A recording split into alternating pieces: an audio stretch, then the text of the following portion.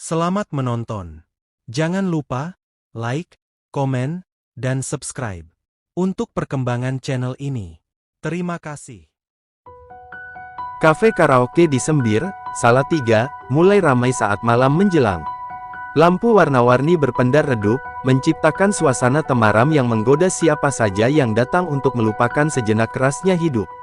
Ratna, seorang pemandu lagu di kafe itu, sudah terbiasa menemani pelanggan bernyanyi. Malam itu, ia mengenakan dress merah selutut dengan sedikit polesan lipstik merah muda, tampak anggun namun tetap ramah. Senyum tipis menghiasi wajahnya saat seorang pelanggan baru memasuki ruangan. Pemuda itu terlihat sedikit canggung. Ia mengenakan jaket jeans belel, kaos polos, dan celana jeans hitam.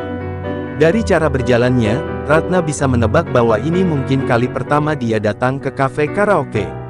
"Selamat malam, Mas. Mau pilih lagu dulu atau langsung pesan minuman?" sapa Ratna dengan suara lembut. Pemuda itu tersenyum kikuk.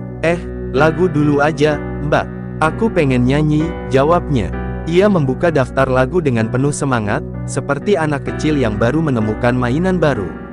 Setelah beberapa detik, ia memilih lagu campur sari lawas, Stasiun Balapan, milik Didi Kempot. Ratna mengangkat alisnya, sedikit terkejut. Kebanyakan pelanggan lebih suka dangdut koplo atau lagu pop cinta. Tapi pemuda ini memilih sesuatu yang klasik. "Namaku Ngateman, Mbak. Biasanya nyanyi di rumah, tapi malam ini pengen coba di sini," katanya sebelum memegang mikrofon. Musik mengalun pelan, dan begitu Ngateman mulai bernyanyi, suasana ruangan berubah. Suaranya berat, penuh perasaan, seakan setiap lirik yang ia lantunkan memiliki makna mendalam baginya. Ratna yang awalnya hanya berniat mendampingi sekadarnya, kini mulai tertarik. Suara Ngateman tidak sempurna, tapi penuh emosi. Ia bernyanyi dengan hati, bukan hanya sekadar menghibur diri. Saat lagu berakhir, Ngateman tertawa kecil dan mengusap tengkuknya dengan malu-malu. "Wah, agak fals ya, Mbak?" tanyanya. Ratna tersenyum dan menggeleng. "Enggak, suaranya bagus, Mas. Kayaknya sering nyanyi di rumah." "Ya." Ngateman mengangguk. "Iya, tapi cuma di kamar mandi," jawabnya, membuat Ratna tertawa kecil. Ada sesuatu yang berbeda dari pemuda ini, ia tidak seperti pelanggan lain yang datang dengan niat menggoda atau sekadar pamer uang. Ngateman memesan segelas es teh manis, berbeda dari pelanggan lain yang biasanya memilih bir atau minuman keras. Sepanjang malam, ia terus bernyanyi, memilih lagu-lagu bernuansa galau yang membuat Ratna semakin penasaran. Dari lagu-lagu yang ia pilih, Ratna bisa menebak bahwa pemuda ini mungkin pernah mengalami patah hati. Tapi ia tidak bertanya lebih jauh, cukup menikmati bagaimana Ngateman mengisi malam pertama mereka dengan suara seraknya yang khas. Malam itu berlalu dengan cepat. Saat hendak pulang, Ngateman menatap Ratna sejenak. "Besok aku datang lagi, boleh?" tanyanya dengan nada penuh harap. Ratna hanya tersenyum. Ia sudah sering mendengar janji seperti itu dari banyak pelanggan, tapi entah kenapa, kali ini ia percaya bahwa pemuda itu akan kembali. Dan di dalam hatinya, ia merasa bahwa pertemuan ini bukan sekadar kebetulan, mungkin ini adalah awal dari sesuatu yang lebih besar. Keesokan malamnya, Ratna baru saja selesai merapikan rambutnya ketika suara pintu kafe berderit terbuka. Ia menoleh sekilas dan mendapati sosok yang sudah ia duga akan kembali. Ngateman masuk dengan langkah penuh percaya diri, kali ini tanpa keraguan seperti malam sebelumnya. Ia mengenakan kemeja kotak-kotak yang tampak baru, mungkin sengaja dipilih untuk kesempatan spesial ini. Ratna tersenyum tipis, menyambutnya seperti pelanggan lain, meskipun di dalam hatinya, ada rasa hangat yang berbeda. "Saya pesen ruang yang sama kayak kemarin, Mbak," kata Ngateman sambil meletakkan beberapa lembar uang di meja kasir. Ratna mengangguk dan mengantarnya ke ruangan kecil dengan lampu neon temaram. Ngateman tampak lebih rileks kali ini. Ia langsung memilih lagu, lagi-lagi dari Didi Kempot, lalu melirik Ratna. "Mbak Ratna mau nyanyi juga?" tanyanya. Ratna biasanya hanya duduk dan menemani pelanggan yang ingin bernyanyi, tapi entah kenapa, ia merasa sulit menolak ajakan Ngateman. "Boleh, Mas. Tapi jangan ketawain kalau suaraku jelek, ya," ujarnya bercanda. Ngateman tertawa kecil, lalu musik pun mengalun. Mereka bernyanyi bersama, suara mereka berpadu dalam lagu yang penuh kesedihan. Tanpa sadar, suasana menjadi lebih akrab, lebih dari sekadar interaksi antara pemandu lagu dan pelanggan. Malam-malam berikutnya, Ngateman terus datang. Setiap kali gajinya cair, ia langsung menuju kafe karaoke tanpa berpikir panjang. Ia bahkan mulai mengenal beberapa pegawai lain, meskipun hanya Ratna yang selalu ia pilih untuk menemaninya. Bagi Ngateman, kafe karaoke bukan lagi sekadar tempat hiburan, tapi tempat di mana ia merasa dihargai, di mana ia bisa melupakan penatnya kerja di pabrik dan berbagi cerita dengan seseorang yang mau mendengarkan. Namun, kebiasaannya ini mulai menimbulkan pertanyaan dari rekan-rekan kerjanya. Suatu siang di kantin pabrik, seorang teman menepuk pundaknya. "Tem, kamu akhir-akhir ini sering ngilang malam-malam. Jangan-jangan tiap bulan gajimu habis buat karaokean?" Sindirnya. Ngateman hanya tersenyum tanpa membantah. Ia tahu apa yang dilakukannya tidak masuk akal bagi sebagian orang, tapi bagi dirinya, perasaan yang tumbuh saat bersama Ratna lebih penting daripada uang. Di sisi lain, Ratna mulai menyadari bahwa Ngateman bukan sekadar pelanggan biasa. Jika pria-pria lain datang dengan niat menggoda atau mencari hiburan semata, Ngateman berbeda. Ia datang karena ingin berada di dekatnya.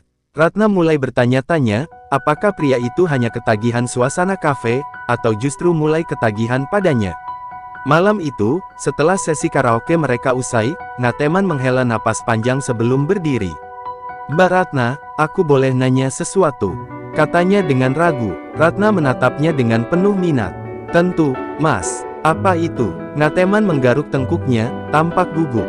"Kira-kira, kalau di luar sini, kita bisa ketemu juga, enggak?" Pertanyaan itu menggantung di udara, membawa Ratna pada sebuah dilema yang belum pernah ia hadapi sebelumnya. Ratna terdiam sejenak setelah mendengar pertanyaan Ngateman. Di pekerjaannya, ia sudah terbiasa dengan pelanggan yang ingin bertemu di luar kafe, namun biasanya niat mereka mudah ditebak. Tapi kali ini, ada sesuatu yang berbeda. Ngateman bukan tipe lelaki yang datang dengan maksud tersembunyi. Ia tulus, itu yang Ratna rasakan. Namun, ia tetap ragu untuk menjawab. "Maksudnya, ketemu di mana, Mas?" tanyanya hati-hati. Ngateman tersenyum kecil. "Ya, sekadar makan atau jalan-jalan. Aku cuma pengen ngobrol tanpa harus ada lagu yang mengiringi," ujarnya. Ratna tersenyum tipis. Selama ini, mereka memang selalu berkomunikasi dalam ruang karaoke, di antara lirik-lirik lagu galau dan suara musik yang berdentum. Mungkin ada benarnya, hubungan mereka butuh ruang di luar tempat ini. "Baiklah, Mas. Tapi jangan sampai ketahuan bosku, nanti aku dimarahi," jawabnya akhirnya. Malam itu, setelah kafe tutup, Ratna dan Ngateman bertemu di warung tenda pinggir jalan yang menjual nasi goreng. Suasananya sederhana, jauh dari gemerlap lampu kafe karaoke. Ngateman tampak lebih santai, tidak lagi tampak seperti pelanggan, melainkan seorang teman lama yang akhirnya bisa mengobrol lepas. Mereka berbincang tentang banyak hal, masa kecil, pekerjaan, dan mimpi yang ingin diraih. Ratna terkejut saat mengetahui bahwa Ngateman sebenarnya bercita-cita membuka bengkel motor sendiri. "Wah, Mas Ngateman bisa benerin motor juga?" tanyanya dengan kagum. Ngateman tertawa. "Ya, dulu sering bantuin paman di bengkel. Tapi sekarang, kerja di pabrik ya. Begini, gajinya pas-pasan, susah nabung buat buka usaha sendiri," ujarnya sambil mengaduk es teh di hadapannya. Ratna bisa melihat bahwa pemuda ini bukan sekadar lelaki yang hanya tahu menghamburkan uang untuk bersenang-senang. Ia punya mimpi, hanya saja jalannya belum terbuka. Seiring waktu, pertemuan di luar kafe semakin sering terjadi. Ngateman tidak lagi datang hanya untuk bernyanyi, tetapi juga untuk menjemput Ratna setelah kerja. Kadang mereka hanya duduk di taman kota, menikmati angin malam sambil berbicara tanpa batas. Ratna mulai merasa nyaman di dekatnya, lebih dari yang seharusnya. Ia mulai bertanya-tanya, apakah perasaannya ini benar, atau hanya karena ia sudah terlalu lama hidup dalam kesepian. Namun, di balik kebahagiaan itu, ada kegelisahan yang mulai muncul. Ratna sadar bahwa pekerjaannya di kafe karaoke mungkin bukan sesuatu yang mudah diterima oleh keluarga atau teman-teman Ngateman. Ia juga tahu bahwa kebersamaannya dengan pemuda itu sudah menimbulkan perhatian di lingkungan tempatnya bekerja. Rekan-rekan sesama pemandu lagu mulai bergosip, bertanya-tanya apakah Ratna benar-benar jatuh cinta pada pelanggan yang satu ini. Malam itu, saat Ngateman mengantarnya pulang ke kos, ia tiba-tiba berkata, "Mbak Ratna, kalau suatu hari aku bisa punya bengkel sendiri, kamu mau jadi bagian dari hidupku? Pertanyaan itu membuat Ratna terdiam. Hatinya berdebar. Ia tahu, perasaannya mulai tumbuh, tapi apakah ia siap menerima kenyataan jika hubungan ini menjadi serius? Ratna tidak langsung menjawab pertanyaan Ngateman malam itu. Ia hanya tersenyum samar dan menunduk, membiarkan angin malam menyapu wajahnya. Perasaannya campur aduk. Ia memang nyaman bersama pemuda itu, tetapi dunia mereka terlalu berbeda. Ia seorang pemandu lagu di kafe karaoke, sementara Ngateman adalah pekerja pabrik yang bercita-cita membuka bengkel sendiri. Mungkinkah mereka benar-benar bisa bersama tanpa hambatan? Hari-hari berlalu, dan hubungan mereka semakin erat. Ngateman tetap datang ke kafe, tapi bukan lagi sekadar pelanggan. Ia datang untuk menemui Ratna, menunggu hingga pekerjaannya selesai, lalu mengajaknya pergi ke tempat-tempat sederhana yang membuat mereka merasa lebih hidup. Terkadang hanya duduk di warung kopi, terkadang sekadar berjalan di sekitar alun-alun Salatiga. Ratna mulai melihat dunia dari sudut yang berbeda, dari mata seorang lelaki yang tulus mencintainya. Namun, kebahagiaan itu tidak luput dari perhatian orang lain. Pemilik kafe mulai curiga dengan kedekatan mereka. Suatu malam, saat Ratna hendak keluar setelah selesai bekerja, bosnya menahannya. "Kamu makin sering keluar sama pelanggan yang itu, ya?" tanya pria berperawakan besar itu dengan nada penuh sindiran. Ratna hanya diam. "Ingat, kerja di sini ada aturannya. Kalau sampai ketahuan macam-macam, kamu tahu risikonya," lanjutnya dengan tatapan tajam. Ratna tahu maksudnya. Banyak pemandu lagu yang akhirnya dikeluarkan karena terlalu dekat dengan pelanggan di luar batas profesional. Bagi bosnya, mereka hanyalah bagian dari bisnis, bukan seseorang yang pantas mendapatkan cinta atau kebebasan menentukan hidup sendiri. Malam itu, Ratna pulang dengan hati berat. Ia tidak ingin kehilangan pekerjaannya, tetapi di sisi lain, ia tidak sanggup menjauh dari Ngateman. Sementara itu, Ngateman mulai merasakan tekanan juga. Rekan-rekannya di pabrik semakin sering menggodanya. "Tem, kamu serius sama Mbak Ratna? Dia kan kerja di kafe karaoke," kata salah satu temannya saat makan siang. Ngateman tersenyum santai. "Terus kenapa? Aku suka dia baik," jawabnya tanpa ragu. Namun, jauh di dalam hatinya, ia sadar bahwa dunia luar tidak akan semudah itu menerima hubungannya dengan Ratna.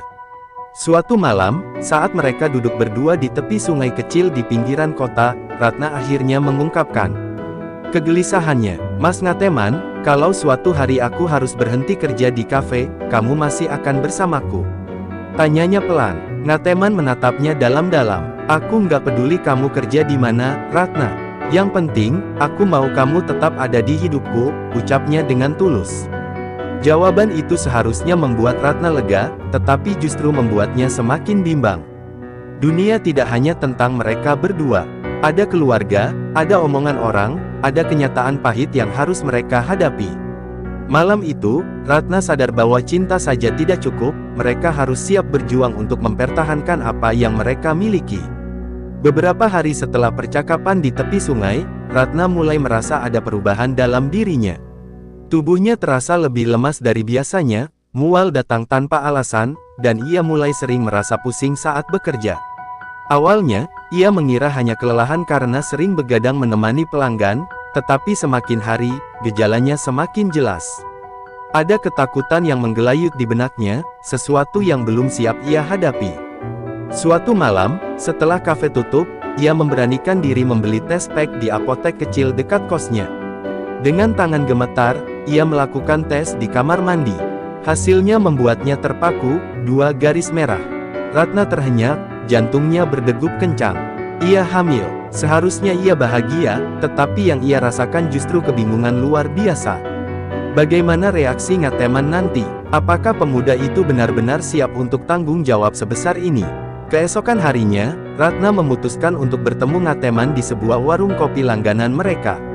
Wajahnya terlihat pucat, dan gerak-geriknya canggung. Ngateman langsung menyadarinya. "Ratna, kamu kenapa? Sakit?" tanyanya penuh perhatian. Ratna menggigit bibirnya, berusaha mencari kata-kata yang tepat. Namun, akhirnya ia hanya mengeluarkan tes pack dari dalam tasnya dan meletakkannya di meja. "Mas, aku hamil," ucapnya lirih. Ngateman terdiam. Matanya terpaku pada benda kecil itu, seolah otaknya berusaha mencerna kata-kata Ratna. Beberapa detik terasa seperti selamanya. Ratna menunggu dengan napas tertahan, takut akan reaksi yang mungkin muncul. Namun, yang dilakukan Ngateman justru di luar dugaan. Ia menghela napas panjang, lalu meraih tangan Ratna. "Ini anak kita, kan?" tanyanya pelan. Ratna mengangguk pelan, air mata mulai menggenang di matanya. "Aku nggak akan lari, Ratna. Aku akan tanggung jawab," lanjutnya dengan suara mantap. Ratna seharusnya lega mendengar itu, tetapi hatinya masih dipenuhi kekhawatiran. "Mas, aku takut. Pekerjaanku, hidup kita, semuanya jadi rumit sekarang," ujarnya. Ngateman menggenggam tangannya lebih erat. "Kita hadapi bareng, Ratna. Aku bakal kerja lebih keras, nabung buat masa depan kita. Kamu nggak sendirian," katanya penuh keyakinan. Namun, dunia luar tidak semudah itu menerima kabar ini. Saat kabar kehamilan Ratna mulai menyebar di lingkungan kafe, rekan-rekannya mulai berbisik-bisik di belakangnya. Pemilik kafe juga tidak tinggal diam. Suatu malam, ia memanggil Ratna ke ruangannya. "Aku nggak bisa biarin kamu kerja di sini dalam keadaan begini," katanya tegas. Ratna sudah menduganya. Ia mengangguk pasrah. Tanpa pekerjaan, hidupnya akan semakin sulit. Di sisi lain, Ngateman juga menghadapi masalahnya sendiri. Atasan di pabrik mulai menegurnya karena kinerja menurun, akibat terlalu sering begadang dan memikirkan masa depannya dengan Ratna. Bahkan keluarganya mulai bertanya-tanya tentang perubahan sikapnya. Masalah yang mereka hadapi kini bukan lagi sekadar cinta, ini adalah pertarungan nyata melawan kenyataan hidup yang kejam. Ratna duduk termenung di kamar kosnya yang sempit. Setelah dipecat dari kafe, ia tidak tahu harus berbuat apa. Uang simpanannya tidak banyak, hanya cukup untuk bertahan beberapa minggu ke depan. Sementara itu, kehamilannya semakin terasa nyata. Tubuhnya mulai sering lemas, dan ia lebih cepat lelah. Ia tahu, cepat atau lambat, ia harus menemukan solusi, tapi pikirannya terasa buntu. Di sisi lain, Ngateman juga menghadapi kesulitan di tempat kerja. Teman-temannya mulai menjauh, menganggapnya ceroboh karena menghamili seorang pemandu lagu. Bahkan, atasannya di pabrik mulai mempersulit pekerjaannya. "Kamu harus fokus kerja, jangan bawa masalah pribadi ke sini," kata mandornya dengan nada ketus. Ngateman hanya bisa mengangguk, menahan perasaan yang semakin berat. Masalah bertambah ketika keluarga Ngateman mengetahui kabar kehamilan Ratna. Ibunya marah besar. "Kamu mikir apa, Tem? Kamu baru kerja, belum punya rumah, belum siap. Apalagi perempuan itu, dia kerja di tempat seperti itu," bentaknya. Ngateman berusaha menjelaskan bahwa Ratna adalah wanita baik, tetapi ibunya sudah terlanjur menolak. "Cari perempuan lain, yang lebih pantas buat kamu," katanya tegas. Ratna pun merasakan tekanan yang sama. Teman-temannya yang dulu sering bersenda gurau dengannya kini menjauh. Mereka hanya memandangnya dengan tatapan kasihan atau sinis. Bahkan, beberapa di antaranya terang-terangan berkata, "Ngapain kamu pertahanin bayi itu? Ngateman bisa aja ninggalin kamu kapan aja." Kata-kata itu menyakitkan, tapi Ratna berusaha menepisnya. Ia ingin percaya bahwa Ngateman tidak akan lari dari tanggung jawab. Suatu malam, mereka bertemu di taman kota, tempat yang dulu sering mereka datangi saat masih bebas dari masalah. Kali ini, suasananya jauh berbeda. "Ratna, aku bakal cari kerja tambahan. Aku nggak bisa biarin kamu sendirian," kata Ngateman dengan suara tegas. Ratna menatapnya, matanya berkaca-kaca. "Tapi mas, keluargamu nggak setuju. Gimana kalau nanti kamu dipaksa ninggalin aku?"